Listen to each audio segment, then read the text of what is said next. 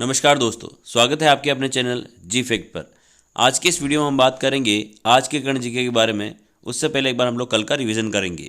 Number 1 question है, मुख्यमंत्री बाल गोपाल योजना के तहत राजकीय विद्यालयों के किस कक्षा तक के बालकों को दूध का वितरण किया जाएगा। तो आपको आंसर याद रखना है कि कक्षा 1 से 8 तक के बच्चों को यहाँ पर दूध वितरित किया जाएगा और इसका शुभारंभ होगा 29 नवंबर 2022, यानी आज के दिन इसका शुभारंभ हुआ है जब मैं वीडियो बना रहा हूँ। इसकी आपूर्ति कौन करेगा? तो Rajasthan cooperative dairy federation limited द्वारा इसका आपूर्ति की जाएगी। तो ये भी आपको ध्यान रखना है कि आपूर्ति किसके द्वारा होगी दूध की। तो Rajasthan cooperative dairy federation limited द्वारा इसकी आपूर्ति की जाएगी।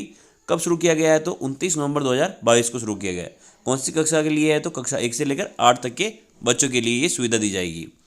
आपको ये भी याद रखना है कि इसका वितरण जो है सप्ताह में 2 दिन होगा, मंगलवार के दिन और शुक्रवार के दिन इसका वितरण किया जाएगा। ये भी आपको ध्यान रखना है। अगला क्वेश्चन है, जल जीवन मिशन के तहत राज्य सरकार के द्वारा कितने रुपए खर्च किए जाएंगे। तो आंसर याद रखना है कि 521 करोड़ रुपए यहाँ पर खर्च किए जाएंगे। किस वाले मिशन की बात हो रही है? तो जल जीवन मिशन की यहाँ पर बात हो रही है, जिसमें जो है 521 करोड़ रुपए खर्च किए जाएंगे। ठीक है। अगला क्वेश्चन है, भारत और ऑस्ट्रेलिया के बीच आस्ट्रा हिंद युद्धाभ्यास कहाँ किया जा रहा है। तो आपको आंसर याद रखना है कि महाजन फील्ड फायरिंग रेंज बीकानेर के अंदर इसका आयोजन किया जा रहा है और इसके आयोजन की तिथि है 28 नवंबर से 11 दिसंबर के बीच। एग्जाम के अंदर युद्धाभ्यास पूछा जाता है, तो आपको याद रखना है कि इसका नाम क्या है। तो आस्ट्रा हिंद।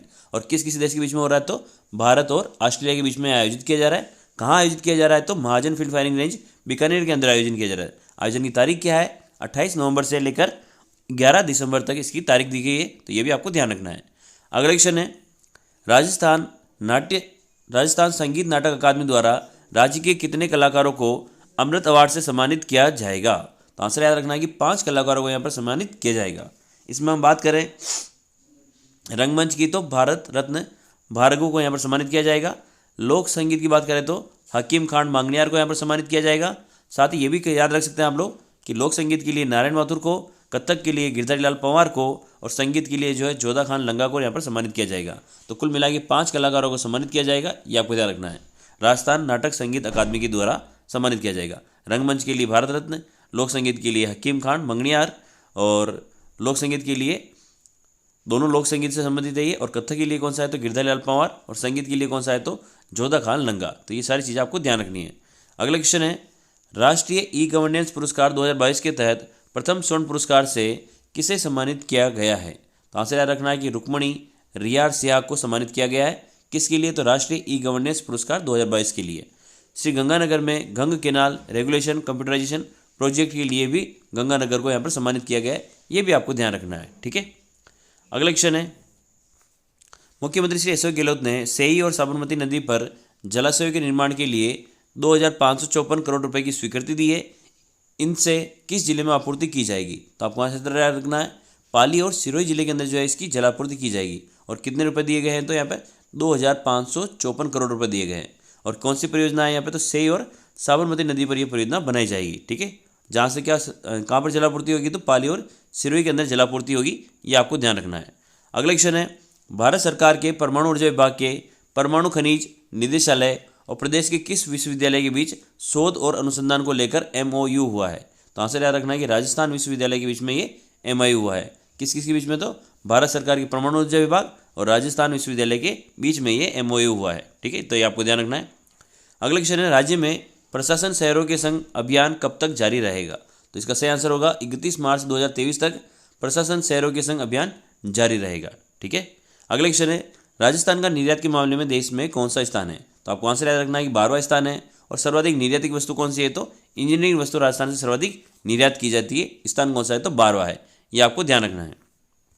अगला क्वेश्चन है, राजस्थान का पहला मेडिकल डिवाइस पार्क कहाँ बनाया जाएगा। तो आंसर होगा इसका जोधपुर के अंदर ये बनाया जाएगा। कॉमन फैसिलिटी सेंटर और विशाखापट्टनम AMTZ की तर्ज पर इसको बनाया जाएगा। याद रखना कि राजस्थान का पहला मेडिकल डिवाइस पार्क कहाँ स्थापित किया जाएगा? तो जोधपुर के अंदर स्थापित किया जाएगा। ये आपको ध्यान रखना है। तो ये तो थे हमारे कल के क्वेश्चन। अब हम लोग करेंगे आज के क्वेश्चन। तो आप लोग प्लीज़ इससे पहले एक बार वीडियो को आप लोग लाइक जरूर कर दें आप लोग, और चैनल को जरूर सब्सक्राइब कर लें। आप वीडियो को लास्ट में लाइक करना भूल जाते हैं, तो प्लीज़ वीडियो को आप लाइक अभी कर दें। क्वेश्चन नंबर 1 है, किस फिल्म निर्माता को चौथे दादा साहब फाल्के आइकन अवार्ड्स 2022 से सम्मानित किया गया है। Option A KC Bokadia, option B Sunil Arora, option C Narayan Mathur, option D Brajendra Singh Saktawat. तो आंसर होगा इसका केसी बोकाडिया को यहाँ पर सम्मानित किया गया है, ठीक है ना। और किससे सम्मानित किया गया है तो दादा साहब फाल्के आइकन अवार्ड इनको दिया गया है। और ये भी याद रखना है कि चौथे नंबर का दादा साहब फाल्के आइकन अवार्ड था 2022 का, जो किसको दिया गया है तो केसी बोकाडिया को। अभी केसी बोकाडिया को दिया गया है, इसका संबंध जो है राजस्थान के, यानी राजस्थान के जयपुर जिले के, ये मतलब जयपुर जिले से ये संबंध रखते हैं हमने, इसलिए इनको ये सम्मानित किया गया। इसलिए राजस्थान के लिए इंपॉर्टेंट क्वेश्चन हो जाता है, केसी बोकाडिया को कौन सा सम्मान दिया गया है तो दादा साहब फाल्के आइकन अवार्ड इनको दिया गया है, ठीक है। जयपुर मूल की फिल्म निर्माता और निर्देशक केसी बोकाडिया को मुंबई में चौथे Dada Saheb Phalke icon award film 2022 में अवार्ड देकर नवाजा गया है। फिल्म सिटी में आयोजित हुई अवार्ड नाइट में कई बॉलीवुड सेलिब्रिटी और निर्माता निर्देशकों ने हिस्सा लिया था और उनकी मौजूदगी में जो है बोकाडिया को सम्मान दिया गया है। तो दादा साहब फाल्के आइकन अवार्ड 2022 किसको दिया गया है तो बोकाडिया जी को दिया गया है, ये आपको ध्यान रखना है। अगला क्वेश्चन है, राज्यपाल कलराज मिश्र ने piece palace Om Shanti meditation centre का उद्घाटन कहाँ किया है। ऑप्शन है दौलतपुरा जयपुर, मुरलीपुरा जयपुर, मानसरोवर जयपुर, जमवारामगढ़ जयपुर। तो इसका सही आंसर होगा मुरलीपुरा जयपुर के अंदर जो है piece palace Om Shanti meditation centre की शुरुआत की है। और इसका उद्घाटन किसने किया है तो कलराज मिश्र ने इसका उद्घाटन किया है। कहाँ पर किया गया है तो मुरलीपुरा जयपुर के अंदर इसका उद्घाटन किया गया है, तो ये आपको ध्यान रखना है, ठीक है। राज्यपाल कलराज मिश्र ने piece palace Om Shanti meditation centre का उद्घाटन मुरलीपुरा जयपुर के अंदर किया है, तो ये आपको ध्यान रखना है। अगला क्वेश्चन है, मुख्य सचिव उषा शर्मा ने ऐसे बनते हैं RS टॉपर का विमोचन किया, इसके लेखक कौन है। ऑप्शन ए है Atul Gupta, option B doctor Gunjan Garg, option D Jyoti Kiran, option D doctor Bhagchand Bagal. तो इसका सही आंसर होगा ऑप्शन डी भागचंद बगाल। पुस्तक का नाम क्या है, ऐसे बनते हैं RS टॉपर, ठीक है। और हमारे मुख्य सचिव कौन है राजस्थान की तो उषा शर्मा हमारे राजस्थान की मुख्य सचिव है।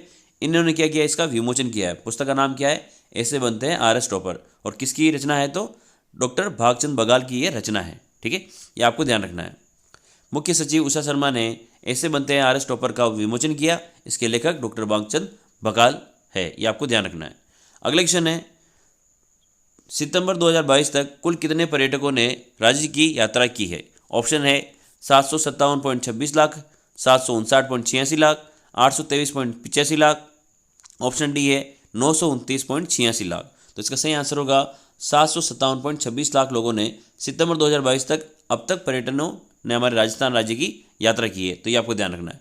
सितंबर 2022 तक कुल 757.26 लाख पर्यटकों ने राज्य की यात्रा की है, ये आपको ध्यान रखना है, ठीक है। इसमें विदेशी कितने थे तो 1.64 लाख थे, और अगर हम देशी की बात करें तो 755.62 लाख जो थे वो देशी यानी जो स्वदेशी जो पर्यटक थे उन्होंने राजस्थान की यात्रा की है। और विदेशी कितने हैं तो 1.64 लाख विदेशी पर्यटकों ने सितंबर 2022 की यहाँ पर बात हो रही है, तो ये आपको ध्यान रखना है आंकड़ा, ठीक है। अगला क्वेश्चन है, मावजी महाराज का म्यूजियम किस जिले में बनाया जाएगा। ऑप्शन है प्रतापगढ़, बांसवाड़ा, उदयपुर, और एक और ऑप्शन है इसका डूंगरपुर, ठीक है। तो 4 ऑप्शन हो गए इसके, कौन कौन सा है प्रतापगढ़, बांसवाड़ा, उदयपुर और डूंगरपुर। तो इसका सही आंसर होगा मावजी महाराज का म्यूजियम का बनाया जाएगा तो डूंगरपुर जिले के अंदर इसका म्यूजियम बनाया जाएगा, ये आपको ध्यान रखना है ना। मावजी महाराज किससे संबंधित रखता है तो डूंगरपुर से संबंध रखता है, इसलिए इनका म्यूजियम भी कहाँ बनाया जाएगा तो डूंगरपुर के अंदर इसका म्यूजियम बनाया जाएगा, ठीक है। तो आंसर हो गया इसका डूंगरपुर। मावजी महाराज का म्यूजियम डूंगरपुर जिले में बनाया जाएगा। अगला क्वेश्चन लेते हैं। अगला क्वेश्चन है, उद्योग विभाग के द्वारा 56 भोग 2022 फूड फेस्टिवल का आयोजन कहाँ किया जाएगा। ऑप्शन है जयगढ़ दुर्ग जयपुर, आमेर दुर्ग जयपुर, जल महल जयपुर, बिरला ऑडिटोरियम जयपुर। किसकी बात हो रही है तो उद्योग विभाग के द्वारा आयोजित 56 भोग 2022 फूड फेस्टिवल की बात हो रही है यहाँ पर, जिसका आयोजन जो है जल महल जयपुर के अंदर किया जाएगा, ये आपको ध्यान रखना है। ये आयोजन किसके द्वारा किया जा रहा है तो उद्योग विभाग के द्वारा किया जा रहा है।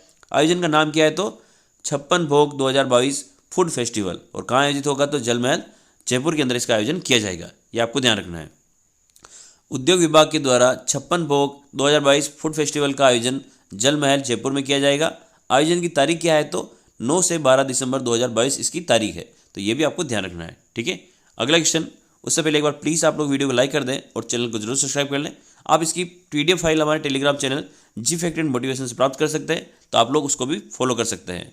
क्वेश्चन है, पायलट प्रोजेक्ट के तहत नवाचार सेव, जिसकी फुल फॉर्म है safety against violation and exploitation of children की शुरुआत किस जिले से हुई है।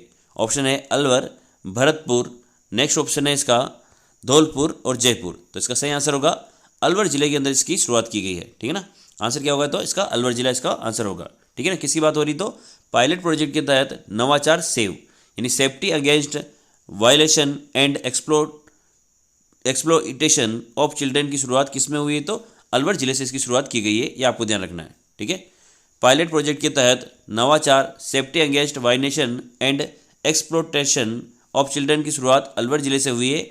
सामाजिक न्याय एवं अधिकारिता विभाग व यूनिसेफ की तत्वाधान में इसकी शुरुआत की गई है। शुभारंभकर्ता कौन है? तो टीकाराम जूली इनके शुभारंभकर्ता है, ये आपको ध्यान रखना है। ठीक है, अगला क्वेश्चन लेते हैं हम लोग। अगला क्वेश्चन है 28 नवंबर 2022 को शिल्प गुरु राष्ट्रीय पुरस्कार सम्मान समारोह में राजस्थान के कितने हस्तशिल्प कलाकारों को राष्ट्रीय हस्तशिल्प पुरस्कार से नवाजा गया है? ऑप्शन है 13, 14, 16 और 17। तो इसका सही आंसर होगा 14 व्यक्तियों को यहाँ पर सम्मानित किया गया है। ठीक है ना, किसके लिए बात कर रहे हैं यहाँ पे? तो शिल्प गुरु राष्ट्रीय पुरस्कार की यहाँ पर बात की जा रही है। और राजस्थान के कितने हस्तशिल्पों को सम्मानित किया गया है? तो 14 कलाकारों को यहाँ पर सम्मानित किया गया है, ये आपको ध्यान रखना है। 28 नवंबर 2022 को शिल्प गुरु राष्ट्रीय पुरस्कार सम्मान समारोह में राजस्थान के 14 हस्तशिल्प कलाकारों को राष्ट्रीय हस्तशिल्प पुरस्कार से नवाजा गया है, तो ये आपको ध्यान रखना है। अगला क्वेश्चन है राज्य स्तरीय रोल बॉल चैंपियनशिप के मिनी यानी अंडर 11 व जूनियर अंडर 14 वर्ग में स्वर्ण पदक किसने जीते हैं? ऑप्शन है जयपुर, पाली, झुंझुनू और सीकर। तो इसका सही आंसर होगा जयपुर जिले ने जो ये पुरस्कार प्राप्त किए हैं। ठीक है, आपको ध्यान रखना है। राज्य स्तरीय रोल बॉल चैंपियनशिप के मिनी अंडर 11 व जूनियर अंडर 14 वर्ग में स्वर्ण पदक विजेता कौन रहा है? तो जयपुर रहा है। और आयोजन कहाँ हुआ था इसका? तो सीकर जिले के अंदर इसका आयोजन किया गया था, ये भी आपको ध्यान रखना है। ठीक है ना, अगला क्वेश्चन है हाल ही में राज्य में 2 बड़ी योजनाओं मुख्यमंत्री बाल गोपाल योजना और मुख्यमंत्री निःशुल्क यूनिफॉर्म वितरण योजना का शुभारंभ किसके द्वारा किया गया है? तो इसका सही आंसर होगा अशोक गहलोत के द्वारा इसका जो शुभारंभ किया गया है। ठीक है ना, कौन कौन सी योजना है? तो मुख्यमंत्री बाल गोपाल योजना और मुख्यमंत्री निःशुल्क यूनिफॉर्म वितरण योजना, इन दोनों की यहाँ पर बात की गई है। शुभारंभ किसके द्वारा किया गया है? तो अशोक गहलोत के द्वारा शुभारंभ किया गया है। अब इस योजना के बारे में एक बार थोड़ी सी डिटेल से जान लेते हैं। हाल ही में राज्य में 2 बड़ी योजनाओं मुख्यमंत्री बाल गोपाल योजना और मुख्यमंत्री निःशुल्क यूनिफॉर्म वितरण योजना का शुभारंभ मुख्यमंत्री श्री अशोक गहलोत द्वारा किया गया है। इसमें कुल लागत कितनी है? तो 976 करोड़ रुपए की लागत आई है। अब हम लोग थोड़ी सी डिटेल जान लेते हैं इसके बारे में। मुख्यमंत्री बाल गोपाल योजना कक्षा 1 से 8 तक के लिए है। शुभारंभ 29 नवंबर 2022 को हुई है। आपूर्ति कौन करेगा दूध की? तो राजस्थान कोऑपरेटिव फेरी डेडेशन लिमिटेड द्वारा इसका वितरण किया जाएगा। सप्ताह में 2 दिन मंगलवार और शुक्रवार के दिन इसको वितरित किया जाएगा, तो ये आपको ध्यान रखना ही है। और अगली योजना है मुख्यमंत्री निःशुल्क यूनिफॉर्म वितरण योजना। इसका शुभारंभ भी 29 नवंबर 2022 को हुआ है। ये भी कक्षा 1 से 8 तक के बच्चों के लिए निःशुल्क पोशाक यहाँ पर दी जाएगी, 2 सेट दिए जाएंगे। और सिलाई के लिए भी यहाँ पर याद रखना है कि 200 रुपये उनके बैंक खाते में यहाँ पर ट्रांसफर किए जाएंगे। तो दोनों योजनाओं की बात आपको ध्यान रखनी है। मुख्यमंत्री बाल गोपाल योजना, साथ ही मुख्यमंत्री निःशुल्क यूनिफॉर्म वितरण योजना, दोनों किस तारीख को शुरू हुई है? तो 29 नवंबर 2022 को। और किसने शुरू किया है? तो मुख्यमंत्री अशोक गहलोत ने शुरू किया है। और याद रखना है कि इसके अंदर जो सिलाई के लिए कितने रुपये मिलेंगे? तो 200 रुपये दिए जाएंगे, तो ये भी आपको ध्यान रखना है। ठीक है, अब हम लोग करेंगे क्विज के क्वेश्चन। उससे पहले एक बार आप लोग प्लीज़ वीडियो को लाइक कर दें और चैनल को जरूर सब्सक्राइब कर लें। और इसके आंसर आप कमेंट सेक्शन में लिखना नहीं भूलें। ठीक है, किस फिल्म निर्माता को चौथे दादा साहब फाल्के अवार्ड से सम्मानित किया गया है? तो आंसर आपको इसका कमेंट सेक्शन में लिखना है। अगला क्वेश्चन है राज्यपाल कलराज मिश्र ने piece palace Om Shanti meditation centre का उद्घाटन कहाँ किया है? तो इसका आंसर भी आपको कमेंट सेक्शन में लिखना है। वीडियो को प्लीज़ लाइक करें, चैनल को जरूर सब्सक्राइब करें, वीडियो को शेयर करें। जय हिंद, जय भारत।